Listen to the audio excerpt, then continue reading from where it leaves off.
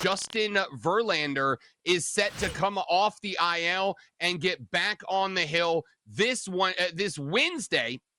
That'll be the finale of a 3-game set against the Boston Red Sox.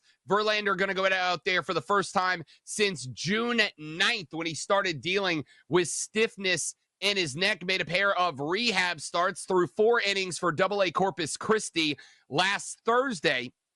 The Astros were asked if the Cy Young Award winner will be on a pitch count through just 57 pitches in his last rehab stint. Manager Espada said, quote, "We'll see how the outing goes and how efficient he is. I don't want to put a number because he can surprise us, but we're going to keep a close eye on his workload for sure." Verlander 3-2 with a 3.95 ERA and 10 starts so far this season. His current stint on the injury list is second after he opened the season on the shelf because of inflammation in the right shoulder. The Astros just started a stretch of 18 games without an off day. They said they are moving to a 6-man rotation until they get through that 18-day stretch. Houston now, as we mentioned, 5 games over 500, over the Mariners in the division, well over 5 games over 500. 5 games over the Mariners in the division, and now they get Verlander back. Pat Boyle, do you trust that Verlander is a difference maker? Like, did the Astros get a rocket pack strapped to him, getting Verlander back? Are the Mariners cooked at this point, or is this just a little added bonus? Because honestly, we don't know what the hell the 41-year-old's going to be able to do.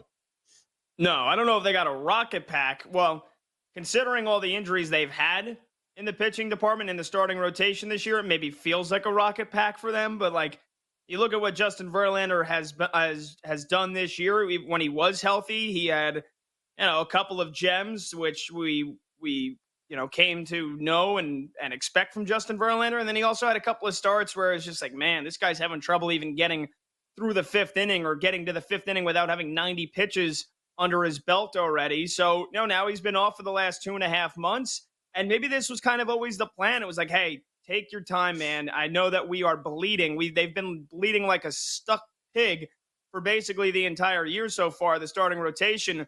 But they knew that if that offense woke up, and it did, that they were going to have a chance to stay competitive, stay in the hunt all year long. And the offense not only got going, it's been red hot, right? And getting Kyle Tucker back, and once he gets fully acclimated, this Astros lineup is going to be dangerous. There could not be more of a dichotomy between the Astros and the Mariners in terms of the profile of these teams.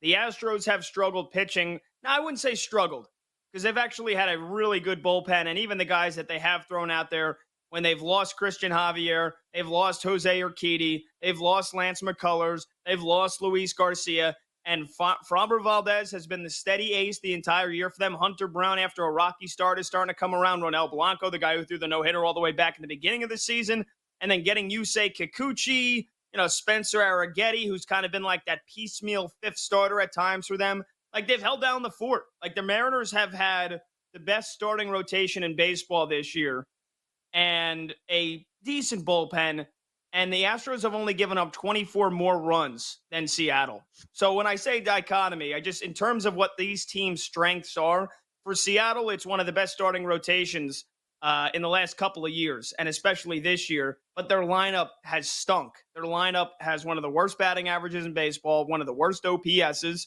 but they've also been banged up. And getting J.P. Crawford and getting Julio Rodriguez back is going to be, once they're fully healthy, it's a big boost for them. Houston, the starting rotation has been bleeding the entire year. It's the lineup that kind of picked them up by their bootstraps. And now that rotation's getting a little bit healthier with Verlander, it's going to be interesting to see these teams come down the stretch.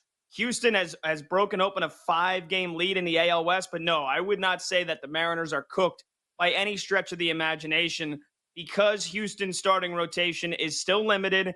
And yes, if Verlander's healthy, then great. You're going to get a couple of solid outings from him, but he hasn't proven that he can stay healthy this year, nor be super effective outside of maybe 1 every 3 starts. So if you're the Mariners, it feels like the sky is falling here. And the Astros, this is definitely a boost for them with Verlander.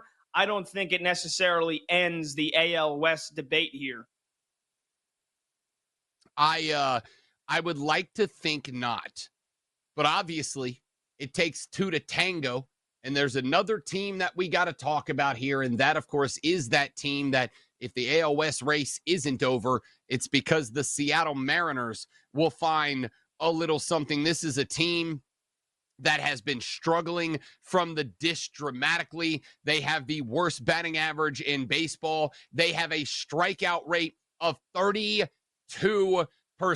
They are this close to seeing 1 out of every 3 batters go down on Ks. That is the second worst K rate in the league.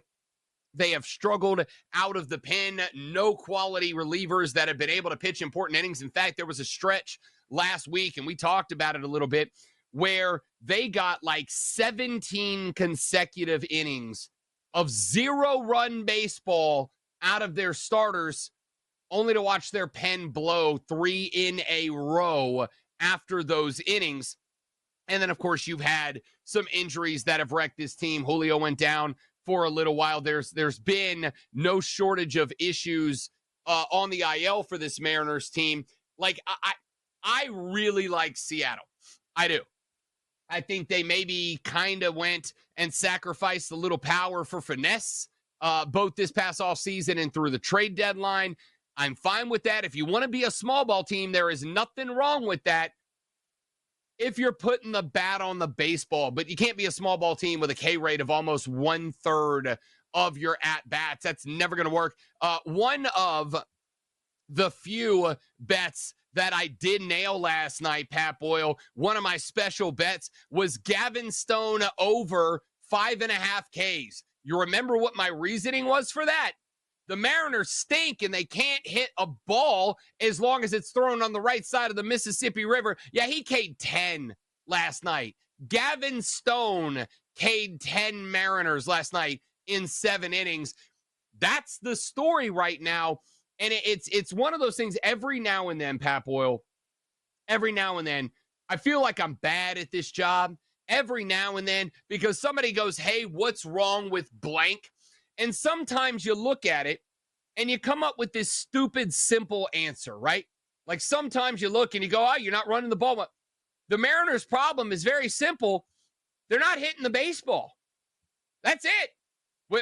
That's it. We can bang up the bullpen all day long, but if your bullpen is giving up 1 run and your starting pitcher is giving up 1 run, you got to win that game, man. You got to win that game. That was a problem for the Braves there for a hot minute. Everybody was blaming the pitchers. I look at Max Fried. Max Fried's got 7 losses. I think 4 of those have come in 1-run ball games where the total was at like 5 or lower. You got to win those games. The Seattle Mariners, and again, it makes me feel bad at this job because I feel like it's simplistic and obvious, Pat Boyle. But if they can't hit the ball, they can't win. The Dodgers had four hits last night. They had 4 hits last night, and they won the game 3-0 because the Mariners had 2. That's the equation, isn't it? Don't hit the ball, don't score runs, don't win baseball games. Or am I missing something here?